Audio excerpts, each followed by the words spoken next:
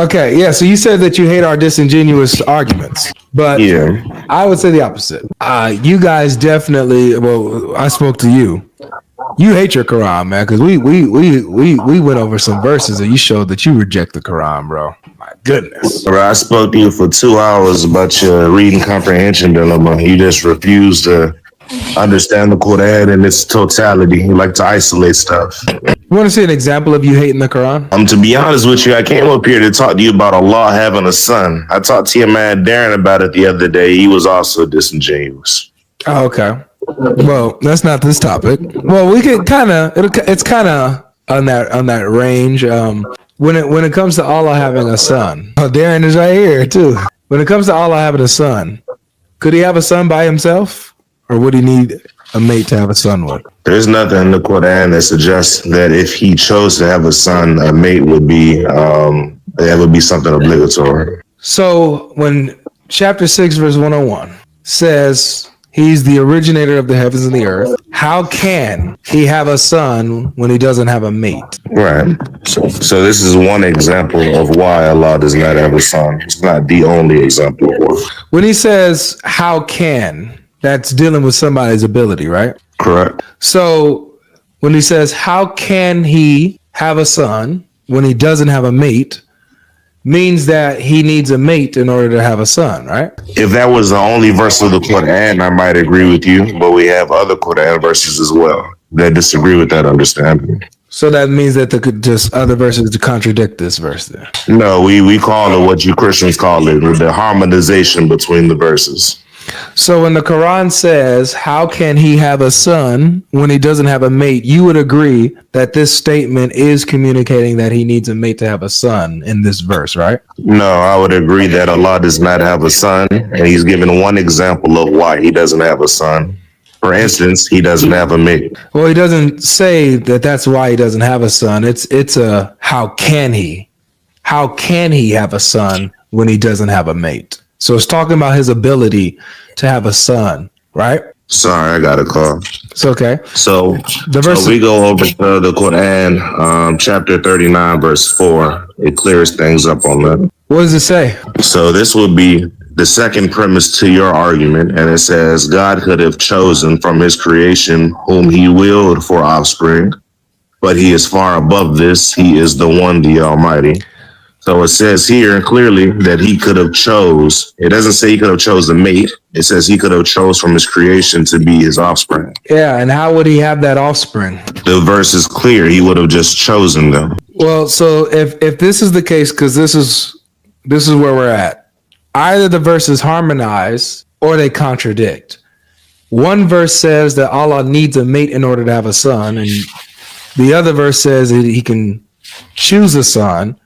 So this would mean that the only way that he can choose a son is if he has a mate to be able to choose a son with, or else you have a contradiction. So I would say, no, this is your understanding of what the verse is saying, and I don't fault you for having that understanding. But what I'm telling you is that when the Quran says, how can Allah have a son when he has no mate? This doesn't imply that this is the only avenue for him to have a son had he chose to do that. When it says that, I'll ask it again just to make it clear. When it says how can, that deals with someone's ability. That's dealing with Allah's ability, correct? If you want to word it like that, yeah. All right. So we agree that this is talking about Allah's ability. So in regards to his ability to have a son, it says, how can he have a son when he doesn't have a mate? Meaning he doesn't have the ability to have a son without a mate, correct? No, sir. Then congratulations, you hate your Quran, bro. You hate your Quran? So once again, just on the verse that we're on, not going anywhere else. So if Allah says, how can he have a son when he has no mate? Would that be contradictory for me saying, how can Allah have a son when there's nobody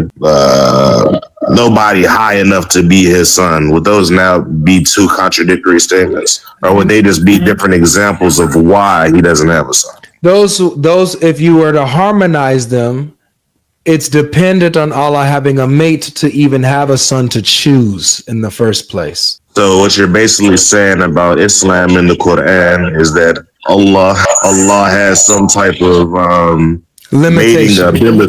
mating ability. That's what the Quran says, not me. No, this is what I mean when I say you guys misrepresent our text. No one in 1,000 years has ever believed that what the Quran says is that Allah has the ability to mate. That's a big claim. I'm pretty sure that there would be people that would disagree, but I couldn't care less about what people think Allah can do. I only take from the Quran and what the Quran says Allah can do. And according to the verse, Allah is refuting people who are saying he has children, has offspring, by saying, hey guys, how can I have a son? How can I have offspring when I don't have a mate? Meaning, if he had a mate, then he can have a son, and therefore you guys can bring these accusations that he has a son if he had a mate. But he doesn't have a mate, so that eliminates any possibility that he has a son. That's his refutation. Okay, so let's read another verse and see if you keep that same energy. Why do we have to go to another verse? We didn't finish this one. Because my argument seems you seem to not be catching it, or you're catching it and ignoring it. So we're just gonna make it plain for you and the people. If I say, how can I drive the car when I don't have the keys? That means that by the statement that I need the keys to drive the car, correct? That means that that's one thing you need, but not the only thing that you need. Got it. So one thing that Allah needs to have a son is a mate, correct? No, sir. There it is. Congratulations, Abu Nori. You hate your Quran. I mean, you can say all that, but you gave an example of someone needing keys to drive a car, and now you're comparing that to God having a mate. They're two different. With Darren. Say again. Yeah, so I'm not comparing Allah having a son with somebody having a car or keys. I'm comparing the grammar of the statement. The statement is, how can I drive the car when I do not have the keys? Meaning, I need the keys to drive the car. That's what the statement communicates. Same way, Allah says, how can I have a son when I do not have a mate? Meaning, I need a mate in order to have a son. That's what the statement itself communicates. So it's communicating a need, is what I'm saying. Both the statement communicates a need. So your claim is that Allah needs a mate to have a son. Is that correct? It's not my claim, because I love the Quran. The Quran makes the claim. Okay? I'm only reading. What's the only thing we doing around here, fellas? We just read, man. We just read. That's it. Just read. The little song. Just read. You just read, but why you not reading 39:4 that I gave you that says he would have chosen? Why you just read what you want to read?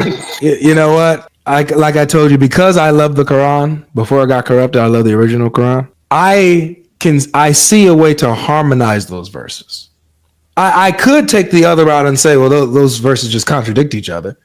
Because one is saying that Allah can choose to have a son if he wanted to with no help.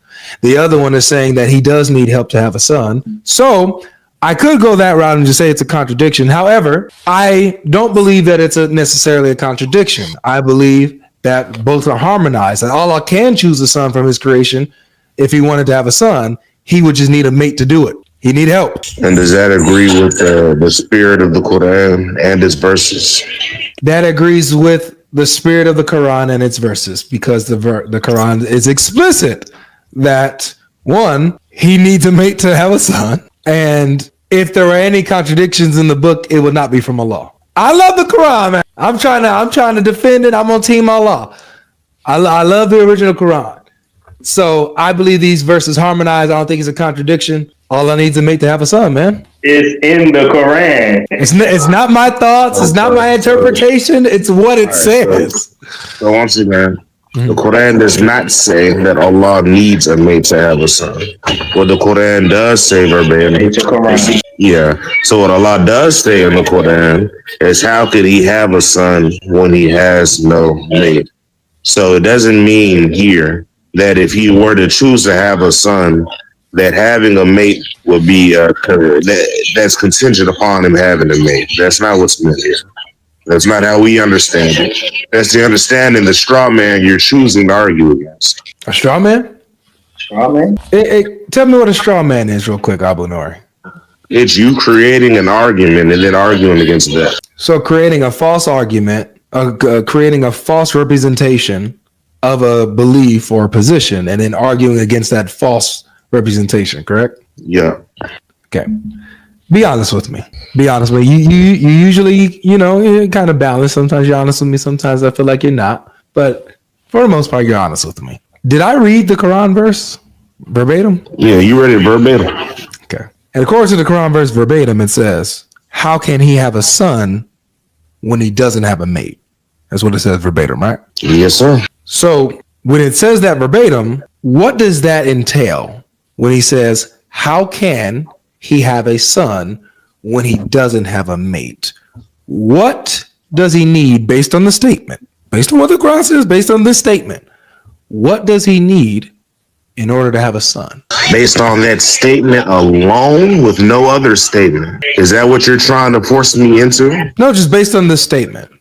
Based on the statement. No, so I'm not a one verse Muslim. We accept the Quran in its totality. I understand. I'm just the statement itself. What does the statement entail? Sure, no problem. Let's play again. If I were to isolate this verse and ignore the rest of the Quran, then it would entail exactly what you're saying, sir. So good thing we don't have to do that. So I'm not asking you to isolate anything. The only thing I'm asking you to do is to tell me, like for example, if I were to ask you, when it says in the Quran, Allah does not beget, nor is he begotten. What does that mean? It means Allah does not have children, nor is he the child of someone. There's some feedback. What's going on there? Ooh, that was hurting. Yeah, I'm moving around. My wife's sick, and I got my kids in here with this loud music. You can probably hear. Okay, you're good now, though. So it means exactly what it says, that Allah doesn't have children, right? Nor is he born. Correct. Do you need another verse to tell you what that statement means? No, I don't need another verse for that specific statement. No. So you're able to comprehend statements, blatant, explicit statements that the Quran makes, without having to go to other verses to tell you what a verse just said, right? You can look at what the Quran says very clearly when it's clear on something. Now, I can grant you if there's something that's a little bit more ambiguous, you can use, or you might need other verses to bring some clarity on the subject. But when things are just, blatantly said, you don't need another verse to come and be like, oh, well, I can't understand when Allah says he doesn't beget nor is he begotten. I don't understand what that means. So let me go to another verse to figure out what this is saying. You don't need that. So in the same way, this is a very clear and explicit statement. How can he have a son when he does not have a mate? The statement is clear. Based on the statement, what would Allah need, according to the statement, to have a son? Am I free to answer? Yeah. Okay. So once again, like I've said 2 or 3 times now, you keep on trying to force me into this narrow hallway where all I have is one verse to work with. What you did a second ago was you said some verses are clear. You don't need an extra explanation from another verse. Some verses are ambiguous. In that case, you might. I say that once again, you misrepresent us because that's not the only options. For instance, let's give a reasonable example. Allah says in the Quran to strike at their fingertips. Can I just isolate that? And every time I see a Christian go and do that physically on you? No. Is that verse ambiguous? No. I understand what strike their fingertips off means. But I need another verse to fully understand what that means, though it's not ambiguous. So the same thing applies here. The verse is not ambiguous, but it doesn't necessitate, because it's not ambiguous, that there's not other verses that go into the proper understanding of it. Would you agree that the verse about strike them at their fingertips is in a context with verses before and after it that tells you what Allah's talking about and the situation he's talking about? Yes, and in verses in other chapters. Right. So the verse within as strike at their fingertips is giving you a particular situation and context that you see within the verses that same verse is in. You see that within that. So you don't have to go to another verse, another chapter to figure out what it's saying here. Although you can, no problem. I'm not saying that that's not allowed. But you don't need to do that to bring clarity for the Quran in every situation. You don't need to do that even for that verse you brought up. You don't got to do that. See, notice I can give you, I give the Quran credit where credit's due. There's sometimes, not majority of the times it doesn't, but there's sometimes where it actually gives context, where you read a verse and the context helps you understand what the heck it's talking about. So, for example, when it says in our verse, chapter 6, verse 101, its context, the prior verse before, says that they are attributing the jinns as associates with him and saying that Allah has children, has sons and daughters. Then the next verse says he's the originator of the heavens and the earth. How can he have a son when he doesn't have a mate? And he's the creator of all things, the knower of all things. So I don't need to go into another verse to tell me what this means. Allah is clearly refuting this idea that he has children. Can you agree with me there? Yes. And he used in one of the methods, the reasoning that he uses is that he doesn't have a mate to have children with. That's how he refutes this claim that he has children, right? Yes. So I don't need a beat that's super dumping, nor do I need another verse in the Quran to tell me what this means. I see it right there in its context and in the explicit statements. So when the very detailed explanation, the Quran, says, how can he have a son when he doesn't have a mate? Clearly shows Allah needs a mate in order to have a son, because he doesn't have a mate or companion that's equal to him or worthy of being his companion. Therefore, he can't have a son because he doesn't have anybody to mate with. Therefore, it's refuted that he has a son or a daughter. It's done. Pretty clear, right? Can I go ahead and go now? Yeah. Do you believe that that's a clear understanding? I believe that one thing is indeed clear, that Allah does not have a mate, and we don't have a problem with this. So the problem is that Allah is describing in this verse not the totalities of avenues in which, if he willed, he could take a son. Allah is basically clarifying that he doesn't have children, and he's getting rid of one avenue in which that's possible. Why doesn't he have children? Why doesn't he have children? In this one avenue, because he doesn't have a mate. So according to this verse, he would need a mate to have children? No, and I feel like now you're purposely misrepresenting me, bro, because I'm trying to be as clear as possible. I don't want to. He hates the Quran, man. You hate the Quran. Hey, congratulations. You hate the Quran. If you didn't finish, I want you to go ahead and get the last word, Abu Noor, because you're very respectful. Go ahead and get the last word. I'm gonna go ahead and let somebody else up to also showcase why they hate the Quran too. Yeah, so I'll just end with, this is the issue here. What you're doing is forcing us down this one avenue. We're not forced down this one avenue by way of the Quran. You're forcing us down this avenue by way of your own understanding, which is premature. I think that I've made it clear that this one avenue of Allah taking a son, if you will, is with the mate. But according to the explicit statements in the Quran, it would not be the only avenue, but Allah gets rid of all of those avenues. And I can leave it there. That's it. All right. Appreciate you for participating, man. Thank you. Oh, well, okay. I guess he's really done. All right, Abu Noor, I'll catch you on another one, man. These Muslims hate the Quran, man. They sure do. There has not been one Muslim today Avery, that has not hated their Quran. They all hate their Quran. Every one of them. Switch it back to StreamYard, y'all. Yeah, they hate their Quran, man. Yep, they hate the Quran. Y'all see it? Y'all see it? The only thing we're doing is what's the only thing we're doing around here, fellas? We just read. We just reading that Quran. Reading that Quran to the Muslims, having them read it, and they denying it, rejecting it, twisting it, reinterpreting it. They hate the Quran. They wish Allah never said what he said. Mm-hmm.